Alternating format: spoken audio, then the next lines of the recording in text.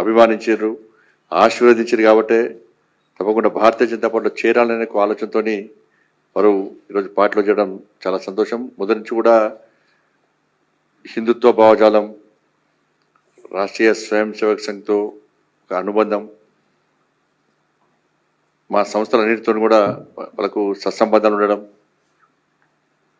సరే మధ్యలో కొన్ని అవాంతరాలు ఏర్పడ్డాయి. కొంతమంది రాంగ్ డైరెక్షన్ వారికి ఇవ్వడం వల్ల వారి వాస్తవాలు గ్రహించి ఈరోజు వారే స్వయంగా భారతీయ జనతా పార్టీ వచ్చడం చాలా సంతోషం. వారికి హృదయపూర్వకంగా స్వాగతం పలుకుతూ,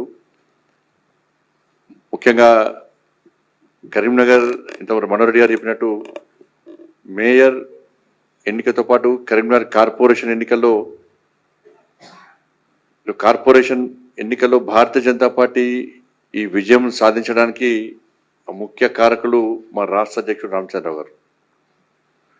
వారి యొక్క సహకారం లేకుంటే, వారి యొక్క ఆశీర్వాదం లేకుంటే ఈరోజు కార్పొరేషన్ ఎన్నికల్లో భారతీయ జనతా పార్టీ గెలిచేది కాదు. ప్రజల ఆశీర్వాదం ఉంది, ప్రజల మద్దతు ఉంది, ప్రజలు అందరూ ఓట్లేసి గెలిపించారు.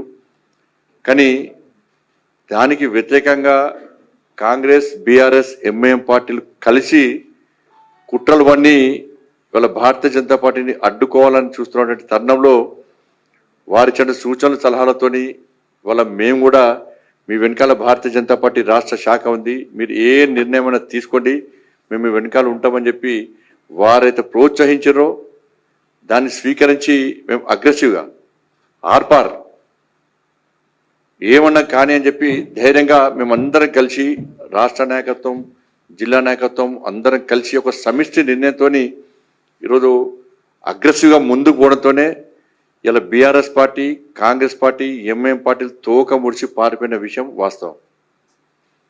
ఇలా బీఆర్ఎస్ పార్టీ బరిదగించి కాంగ్రెస్ పార్టీతో కుమ్మక్కవడం, రాష్ట్ర ముఖ్యమంత్రి స్థాయి వ్యక్తి కూడా ఇవాళ కుట్రలు కుతంత్రాలతో బీఆర్ఎస్ పార్టీతో కుమ్మక్కై బీఆర్ఎస్ పార్టీ నాయకులతో మంతనం జరిపి బ్లాంక్ చెక్లు ఇచ్చి ఎన్ని కోట్లంటే అన్ని కోట్లు, కియా కార్లు ఆఫర్లు ఇచ్చి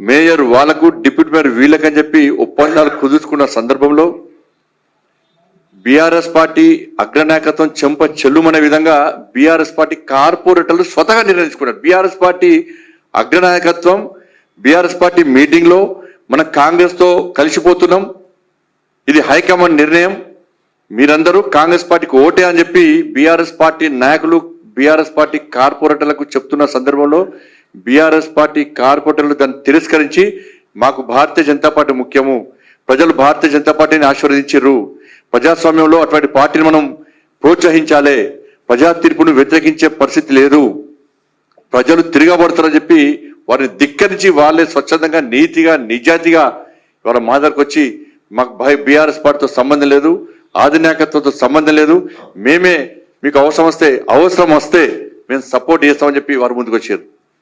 బీఆర్ఎస్ పార్టీ ఏం లేకుండా పోయింది. తెలివిగా ఆ పార్టీ అగ్రనాయకుడు మరి రామచంద్రరావు ఫోన్ చేసి, అన్న మేము బాయ్కాట్ చేస్తున్నాం, మీకు మద్దతు కాదు, బాయ్కాట్ చేయడానికి ఆయన మనుషులే రాదు కదా, వాళ్ళని అందరూ వచ్చారు రామచంద్రరావుతో మాట్లాడారు, మా బీఆర్ఎస్ పార్టీకి అరవై మాట్లాడారు, అయిపోయింది. ఇక కాంగ్రెస్ పార్టీ వాళ్ళ అధికారం ఉందా లేదా ఇప్పుడే తెలుస్తుంది, వారికి ఇచ్చుకొని చూసుకోవాలి. అప్పుడప్పుడు మీటింగ్ అయ్యే వరకు కూడా మాకు బీఆర్ఎస్ పార్టీ సపోర్ట్ ఇస్తుంది, వాళ్ళు అదే భ్రమలో ఉన్నారు. వాళ్ళు మాకు బీఆర్ఎస్ పార్టీ పక్కా సపోర్ట్ చేస్తుందని చెప్పి కాంగ్రెస్ పార్టీ చెప్పి తిరుగుతున్నారు. ఇటువంటి పరిస్థితుల్లో వీళ్ళ మద్దతు వాళ్ళ మద్దతు లేకుండా కార్పొరేషన్లో భారతీయ జనతా పార్టీ స్వతహాగా ఇలా మేయర్, డిప్యూటీ మేయర్ యొక్క పదవులను ఇలా చేజిక్కించిన విషయం వాస్తవమే. కాబట్టి ఈ సందర్భంగా మాకు అన్ని విధాల ఆదుకున్నటువంటి, మాకు ప్రోత్సహించినటువంటి రాష్ట్ర అధ్యక్షులు రామచంద్ర గారికి, కరీంనగర్ భారతీయ జనతా పార్టీ కార్యకర్తల తరఫున, మా అందరి తరఫున వారికి హృదయపూర్వక ధన్యవాదాలు తెలియజేస్తూ, ఇదే స్ఫూర్తితోని నెక్స్ట్ జరిగేటువంటి జిహెచ్ఎంసీ ఎన్నికల్లో 70 లక్షల జనాభా ఉంటే దాదాపు 30 లక్షల మంది ముస్లింసే. ఇలా ఏ ముఖ్యమంత్రి అయినా కూడా ప్రజల కళ్ళలో ఆనందం చూడాలనుకుంటాడు. కానీ ఈ రాష్ట్ర ముఖ్యమంత్రి ఓవైసీ కళ్ళలో ఆనందం చూడడానికి ఇవాళ వాళ్ళ తాతలాస్తి రాసిచ్చినట్టు ఇలా ఎంఏఎం పార్టీకి రాసిచ్చినటువంటి పరిస్థితిని ఇలా భాగ్యనగర్ ప్రజలు ఎవ్వరు కూడా హర్షిస్తలేరు, చాలా ఆగ్రహంతో ఉన్నారు. ప్రజాభిప్రాయం లేదు, అఖిలపక్ష సమావేశం లేదు, స్థానిక ఎంపీ ఎమ్మెల్యేలకు అభిప్రాయం లేదు. ఏకపక్ష నిర్ణయంతో దారు స్థలం నుంచి వచ్చిన ఆదేశాలను పాటించి ఇవాళ 3 ముక్కలు చేయడం అవుతుందో దీనంతా సిగ్గులేని వ్యవహారం ఇంకోటి ఉండదు. తెలంగాణ రాష్ట్ర వ్యాప్తంగా ఎంఐఎం పార్టీ సపోర్ట్తోని బీఆర్ఎస్ పార్టీ సపోర్ట్తోని ఇవాళ వీళ్ళు ముగ్గురు ఒకటై భారతీయ జనతా పార్టీని అడ్డుకునే ప్రయత్నం చేశారు. వాళ్ళు దానికి కరీంనగరే నిదర్శనం. కానీ ఈ 3 ముక్కలు ఎందుకు చేసిండో ఇప్పటికీ రాష్ట్ర ముఖ్యమంత్రి ఇప్పుడు కూడా చెప్తలేడు. ఎవరి కోసం చేసిండో స్పష్టమైంది అది. కాబట్టి జిహెచ్ఎంసీ ఎన్నికల్లో భారతీయ జనతా పార్టీకి అనుకూలమైన వాతావరణం ఉంది. పోయినసారి మేము పొరపాటు చేసినాం. ఈసారి ఎట్టి బస్సులో రామచంద్రవారి నేతృత్వంలో జరిగిన ఎన్నికల్లో తప్పకుండా ఈ భాగ్యనగర్ గడ్డ మీద జిహెచ్ఎంసీ మీద కాశాప్ జెండా ఎగిరేస్తామని చెప్పి ఒక లక్ష్యంతో ఒక ఆలోచనతో భాగ్యనగర్ ప్రజలందరూ ఓటు బ్యాంక్ మారింది. కాబట్టి దానికి భయపడే ఓట్లను చీల్చడానికి, హిందూ సమాజాన్ని చీల్చడానికి ఈరోజు ఇలా రేవంత్ రెడ్డి సర్కార్ ఈ విధంగా కుట్రలు పడిందో ఇలా ప్రజలు గమనించాల్సిన అవసరం ఉంది. ఇలా 1.5 కోటి జనాభా ఉంది ముంబై, 40,000 కోట్ల బడ్జెట్, దాన్ని విభజించలే. 2 కోట్ల జనాభా ఉంది ఢిల్లీ, 16,000 కోట్ల బడ్జెట్, దాన్ని చీల్చలే, విభజించలే. ఇలా చెన్నైకి సంబంధించి కూడా 80 లక్షల జనాభా ఉంది, 10,000 కోట్ల బడ్జెట్ ఉన్నది, దాన్ని చీల్చలే, విభజించలే. ఇలా 2012లో షీలా దీక్షిత్ ఉన్నప్పుడు ఢిల్లీని 3 భాగాలుగా 3 కార్పొరేట్ చీల్చి విభజిస్తే 2022లో తిరిగి భారతీయ జనతా పార్టీ అన్ని విలీనం చేసింది. ఇక్కడ 1 కోటి మందికి దాదాపు సేవ చేస్తూ 8,000 కోట్ల బడ్జెట్ ఉన్నటువంటి భాగ్యనగరాన్ని చీల్చడానికి కారణం ఏందో రాష్ట్ర ముఖ్యమంత్రి చెప్పాలి. ఇలా ఇప్పుడు చూసిన మొద్దు శ్రీను ఏదైతే భావకళలో ఆనందం చూడడానికి చేసినట్టు ఇప్పుడు అందరూ భాగ్యనగర్ ప్రజలు అందరూ కూడా రేవంత్ రెడ్డి ముఖంలో మొద్దు శ్రీను చూసుకుంటున్నారు.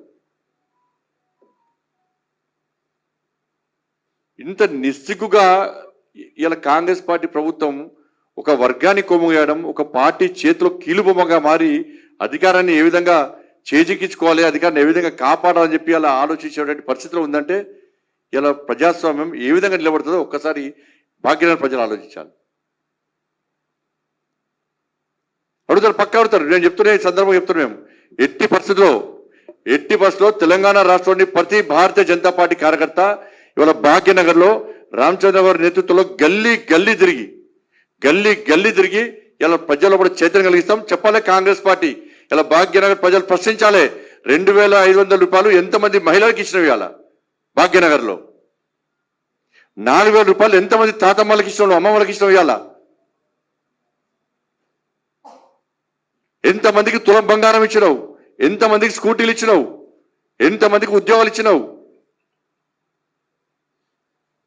2 సంవత్సరాల్లో కనీసం భాగ్యనగర్లో ఈ జిహెచ్ఎంసీ పరిధిలో కానీ చుట్టుపక్కల జిల్లాలో ఒక్క తట్ట మొరం పోసిన దాఖలాలు.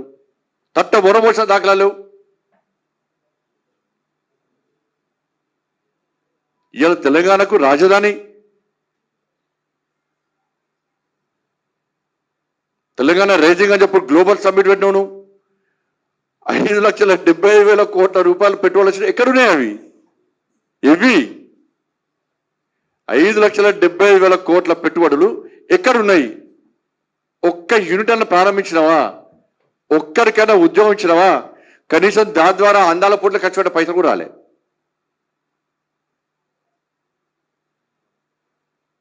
దావోస్ 2 సార్లు పోతివి, 2,18,000 కోట్లు వాళ్ళ పెట్టుబడులు వచ్చినట్టు ఏరమైనా అవన్నీ ఏమి? ఇవన్నీ ఎంతమందికి ఉద్యోగాలు ఇచ్చినావు? ఎన్ని పెట్టుబడులు వచ్చినావు? ఎన్ని యూనిట్లు ప్రారంభించినావు? ఇవాళ ఢిల్లీకి మూటలపై చెప్పి ఇలా కాంగ్రెస్ పార్టీ తెలంగాణ రాష్ట్రంలో సంపాదించిన పెట్టుబడులన్నీ కూడా ఇలా ఏఐసిసి భవన్లో పెట్టి ఈ దేశంలో కాంగ్రెస్ పార్టీని పెంచి పోషించడానికి తెలంగాణ రాష్ట్రం యొక్క ఆదాయాన్ని పెట్టుబడిగా పెడుతున్నారు Congress party.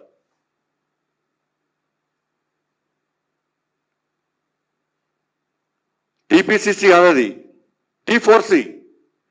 T4C Telangana corruption collection commission Congress. Telangana collection corruption commission Congress, T4C.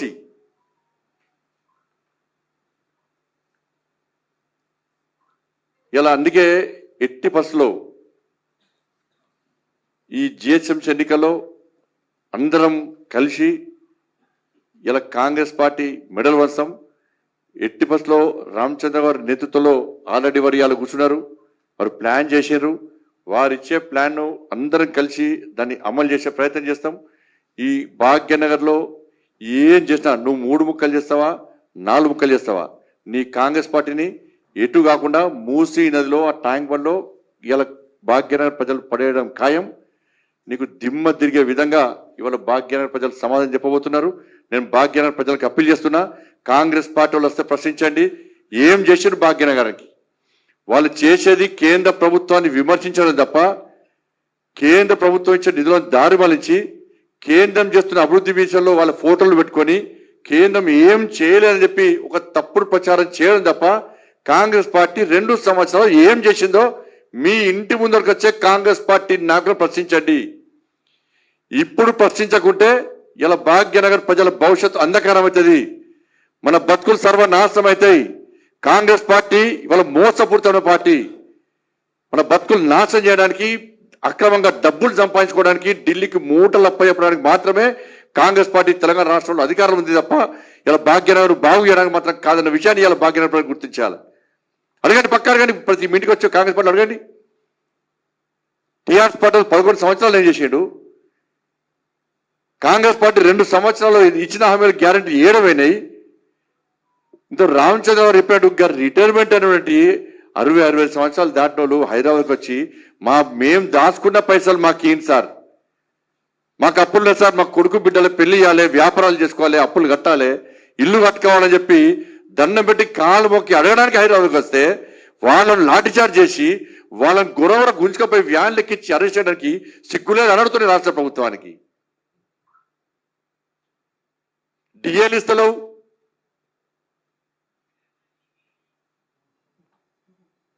Fee reimbursement ఇస్తలేవు, Aarogyasri అటేమికింది.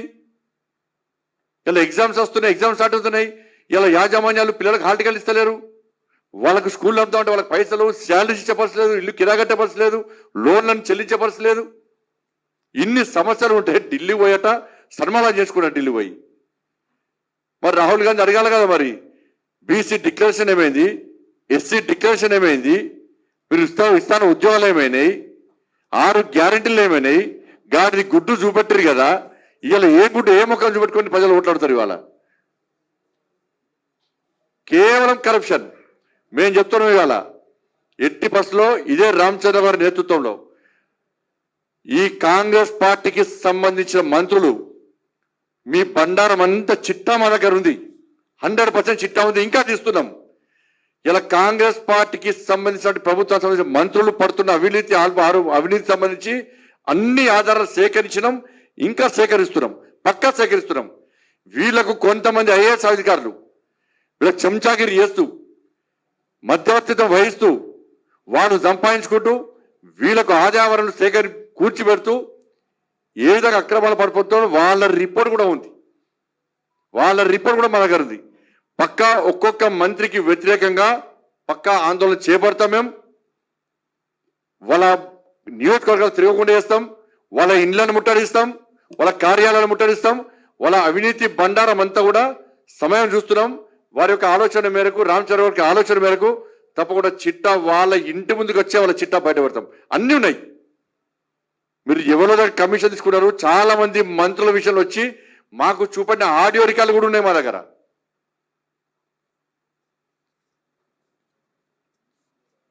IAS అధికారులు చెప్తున్నాం, గుర్తుంచుకోండి, 2047 వరకు వికసిత్ భారత్ పూర్తి నెరవేరే వరకు ఈ దేశంలో నరేంద్ర మోడీ గారి ప్రభుత్వం అధికారంలో ఉంటుంది.